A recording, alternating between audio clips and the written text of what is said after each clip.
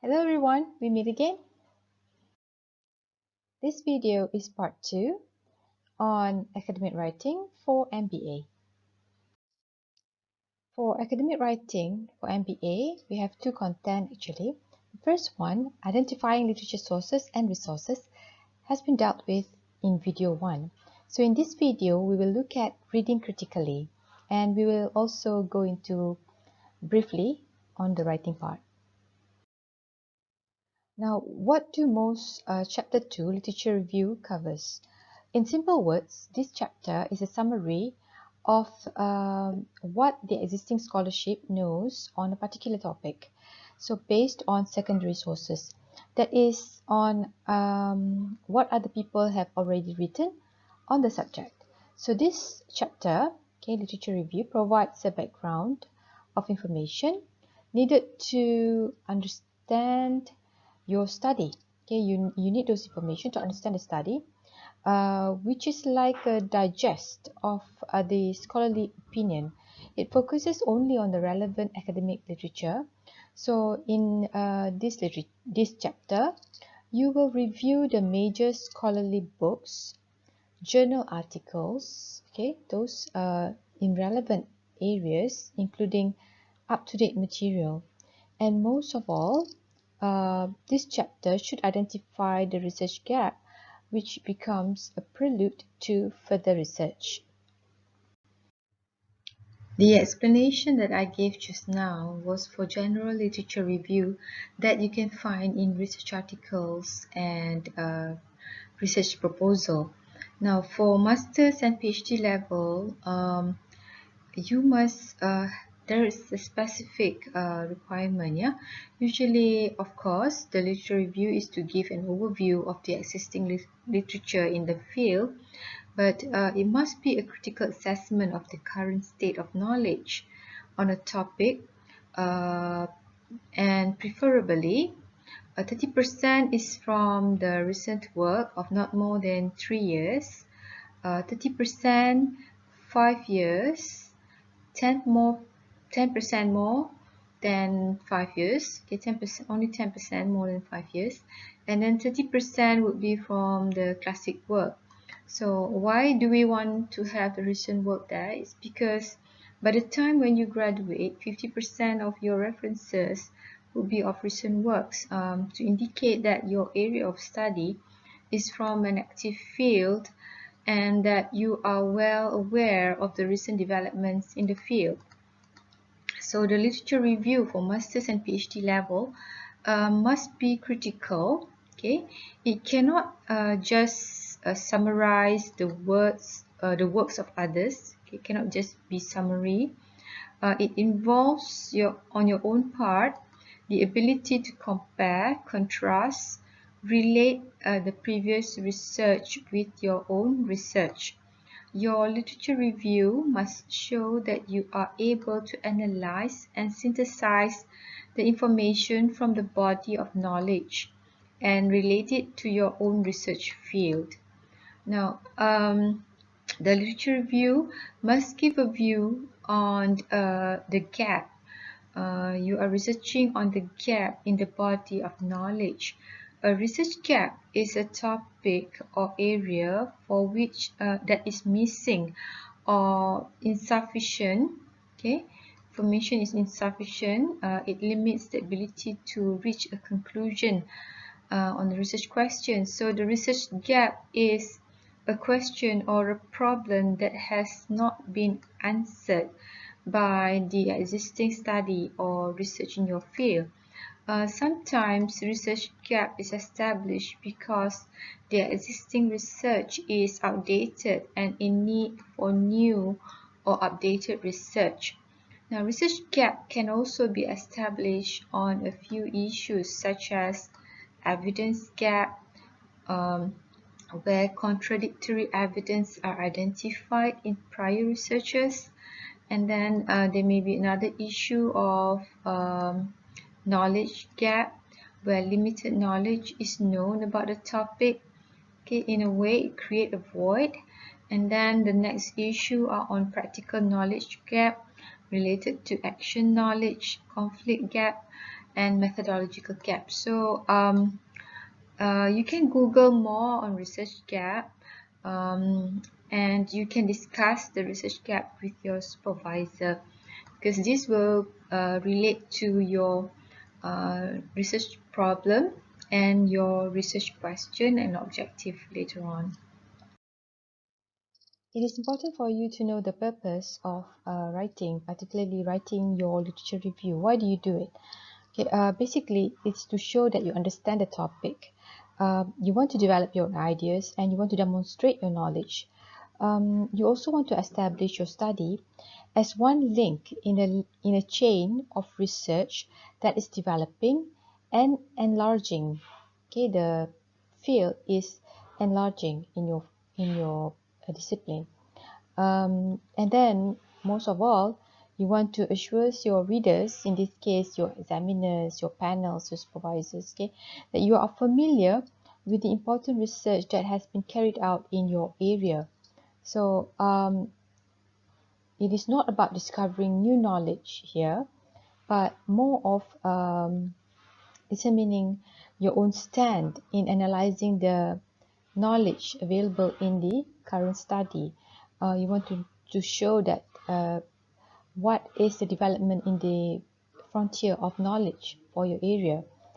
You also want to provide justification on the study, especially on what else need to be done, what else need to be contribute to the significance of knowledge. You want to give the rationale of a proper choice on the theory, okay, where you lay out various types of relevant theories. You compare and contrast the uses of theories in your area, okay, and this is highly relevant when you are justifying your conceptual framework later. These are the 6 basic elements of effective literature review. Let me go through the list with you. Okay, the first one is you want to summarize and evaluate the finding, okay, and you want to compare and contrast the different authors' point of view. You need to group the authors who draw similar conclusions, okay, group them together and put them in a paragraph. Okay, you need to note where the authors are in disagreement. So if there is a disagreement, you must highlight it. Okay, you highlight exemplary studies, that means the significance one. How do you know it's exemplary? Okay, I will explain that later on in this video. And then you also want to take note or identify the gaps in the existing knowledge. So you highlight the gaps in knowledge that the researcher that you want to occupy. Okay, you define and limit the problem that the other researchers are working on. Okay, you evaluate the potential research methodology, okay, of what method other people use and the procedures used by others, the strengths and weaknesses of it. You want to look at the method and tools of the researchers have used, okay, for the purpose of collecting data, and relate it to your intended research. Effective review, able to analyze and synthesize the published work on the topic. So the 3 keywords are analyze, assess, and synthesize. So analyze is where you select, you differentiate, you dissect or break up consideration of strengths and weaknesses on each article, and you compare the articles with each other. Assessing is where you evaluate, you make judgment. What is the value of the article? And finally, synthesizing is where you integrate various articles, you combine them, you recast them, you formulate them together, you recognize, you put it in a new different arrangement. Okay, so the articles are presented in a new way that gives new insights into the topic. Defining the topic. You need to define the topic, okay, define and narrow down the topic before you critically review the studies related to your project or topic. You begin critical review on the literature after you are clear about the focus of your review. That means you got your topic. You need to know that first, yeah. So you're clear about the boundaries and issues to be included. and the issues to be excluded. And for this, you must know why you want to include them, or why you want to exclude particular parameter or exclude particular factor. Okay, so you engage in some preliminary reading. Okay, you do a preliminary reading first to help you define and narrow down the topic, and then you can go into a critical reading. Once the topic is narrowed down, you can begin to read critically. You organize the sequence of the review to gain an overview on the topic. You can begin with broad text or chapter before you plunge into depth readings, research articles. Okay, so you start with chapters first. On particular points, okay, you just read the abstract and organize them accordingly. Now, read research articles on chronological order also helps to see how later studies are built, or how later studies are built on. Okay, and you can see how the article critique earlier works. So ask yourself what you expect to learn from each book, chapter or paper. Why do you need to read it? Okay, how does it relate to your topic? Which part of your research it might help with? When you read, you need to be an active reader. So you take notes, interact with the text as much as possible, try to comprehend the text, try to create an empirical study in your mind. How did the author go about the study? How does it work? What could have been done differently? Why have they used the particular tool? Handy tools would be highlighter, post-it notes, real or electronic, okay, to note down the key points, record your comments, ideas as they arise. So you think and ask questions about every section of the article that you read. Calculator also needed to check the calculation where you can. Okay, you can use critiquing tools to guide your questioning. You can also use reference tools like Mendeley or EndNote to make processes of tracking references easier and more efficient. These tools are managers for in-text citation and references that helps to organize and track your sources, because you're going to have many sources, yeah, so it helps you to manage them. You can jump from reference style to another quite easily. For example, if you need it to be in IEEE, or suddenly when you send to a journal it needs to be done in APA or MLA style, uh, it can be done easily using these tools. For Unimap, we use APA style, but when you send papers to journals or conference, sometimes they ask the references to be in IEEE or MLA. So this tool will save a lot of your time. There are free trial versions that you can use to explore before you decide to purchase them. Do explore first, yeah? There are also cloud versions as well as desktop versions. So you find the one that suits you. I will not prescribe the tools to you because it all depends on your need and preference. It is best to find tools that has function to help you be an active reader. Like some tools allow you to add notes, highlights, and some good ones has tagging function. Tagging function is very good, yeah. So watch on YouTube, okay, Mendeley or EndNote. Okay, EndNote.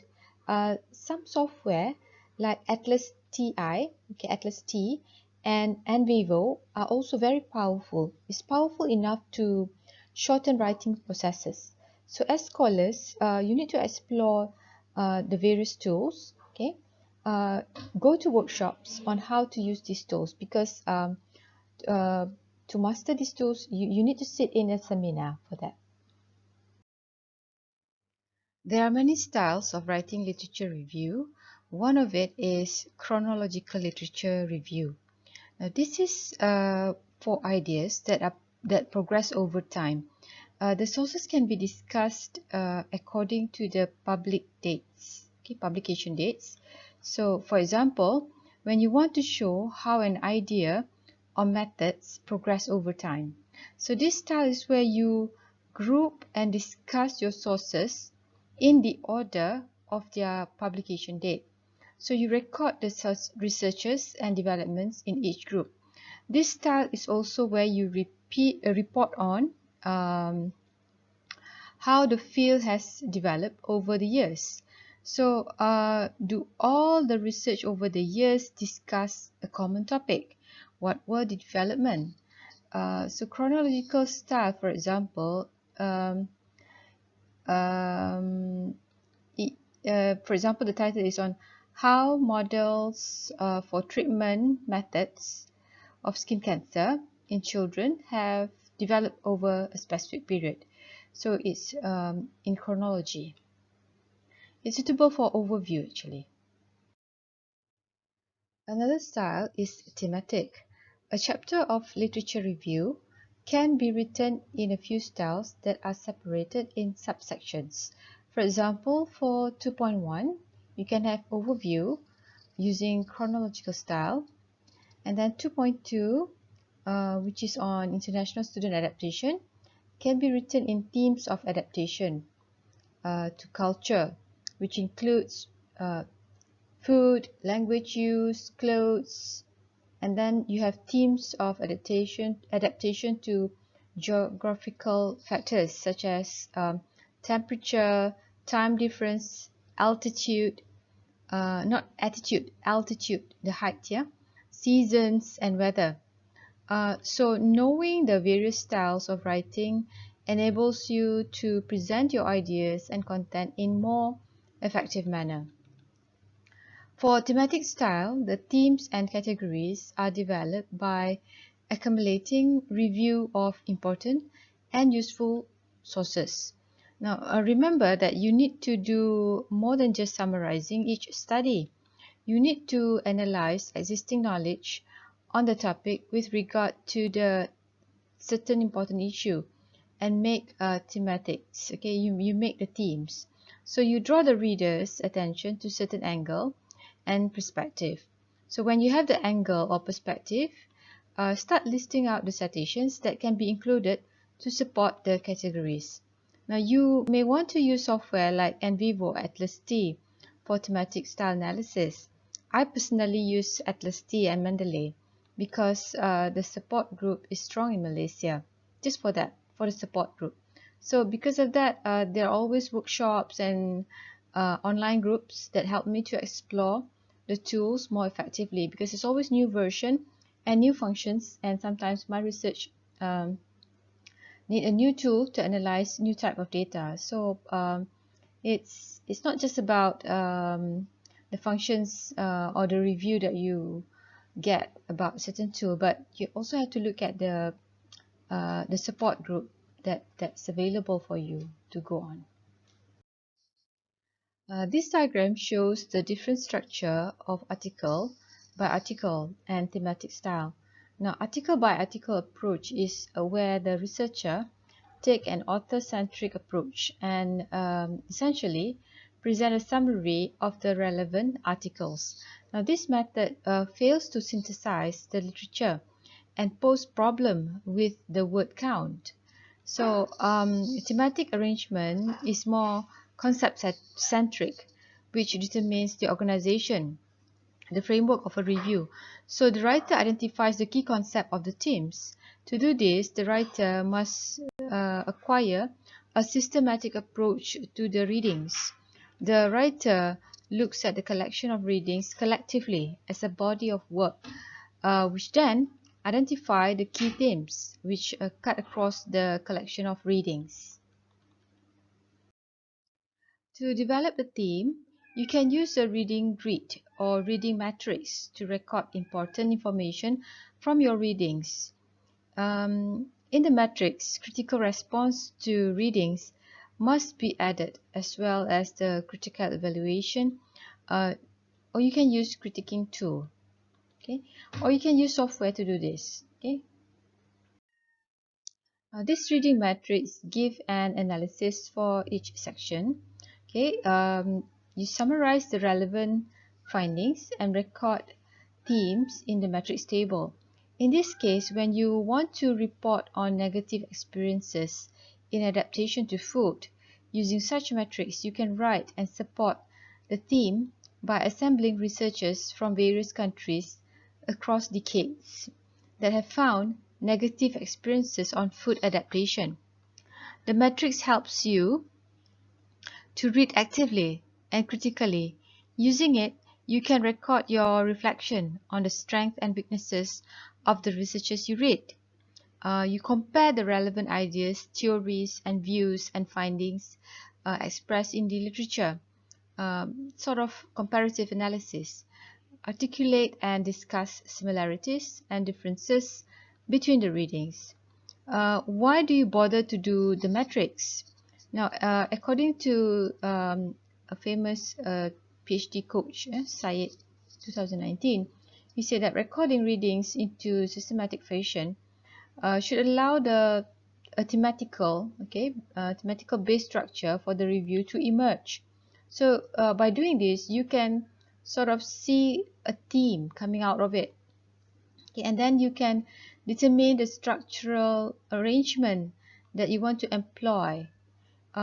So this structural arrangement is essential step for you to make in creating a critical review of the literature. So by doing this, it's easier for you to compare and contrast and to analyze basically the research that is going on in your area. This is an example on a write-up, okay, example of a write-up on a study that has been critically reviewed. Okay, I know this is going to be boring, but I'll just read this for you. Yeah, so critical analysis example. So D 2005-2006 finds that having female teacher instead of male teacher in subjects of science, social studies, and English in middle school raises and arrangements of girls and lower achievements of boys, producing an overall gender gap of 8% of standard deviation. Okay, so this is D 2006, page 70. So it is unclear whether these effects arise from gender bias in teaching or whether they demonstrate that the effectiveness of instruction is partly a matter of fit and that students learn more on average from teachers of the same gender. Moreover, because the students in this sample were not randomly assigned to teachers, male students with low performance may have been, I can't see it. Okay, male teachers has a strategy for improving their performance. Soka. So let's see how this is. Yeah. Now here you can see the one in the red is actually the critique on the findings, okay, and the green is the critique on the methodology of the research design. So up here is sort of the general summary. Okay, D finds what? D finds 1, 2, 3, and then the one in red is actually the critique by the writer on the findings. It says here, it is clear, it is unclear. It is unclear, that means the finding is unclear whether the effects arise from gender bias in teaching or whether the results, the findings demonstrate that the effectiveness of instruction is partly a matter of fit and that students learn more on average from teachers of the same gender. So this is actually talking about the findings, some doubts that can be that arise from it. Okay, the doubts that can be considered. And then it goes into critiquing the methodology. Moreover, because the students of these samples are not randomly assigned to teachers, male students with low performance may have been assigned to male teachers as something strategy for improving their performance. Okay, so this is actually a critique on the methodology. This is an example of comparative analysis. Okay, from the matrix, highlights the comparison and similarities of the studies, the differences in the findings. Here are 3 findings from 3 different studies, put together in a way that all the researchers work on similar topic, which is parental involvement. Okay, let's read it together. Stevenson and Baker, 1987, found that parents are more involved in school activities with sons and more involved in home activities with daughters. As children grow older, parental involvement with boys declines, but their involvement with girls remains constant. On the one hand, Mueller, 1998, finds that parental involvement in children's schooling is not gender specific, and further speculates that parental involvement may serve to counteract gender stereotypes about math and science as male domains. On the other hand, Entwistle et al. 2007 maintain that the large growth in the gender reading score gap between the first and fifth grade among low-income students, something part to parents' lower reading expectations than boys. So basically, these are all studies on parental involvement, and then it gives the different ideas, compares on the similarities and differences of the studies in this topic. This is a brief description on a successful critical review. It is a good review when it helps others to make sense of the accumulated knowledge on the topic, because the body of knowledge for your study is very, very big and robust and dynamic and ever-changing. So if your review are able to help the others make sense of the body of knowledge, then it's a very good review. Now, at the end of the review, your readers should know what is clear, okay, what are the findings or the happenings, okay, in the area, and well understood, yeah, they should know what is clear and well understood about it. And then they should also be clear about what is not clear and what still remain as questions, okay, what still requires research. So if you can point that out, then these are the things that will make your reader understand the body of knowledge. So yeah, the implication for the practice, that will be another area, yeah, that you can consider to put. Now, when you write, be careful to avoid plagiarism. Here are the characteristics of plagiarism. Um, you can pause the video, read and reflect on it. It is quite simple to understand, actually. If there is anything that you don't understand, you can address it in the Google Meet session later. Okay, thank you so much for your attention. See you in the Google Meet session. Bye bye.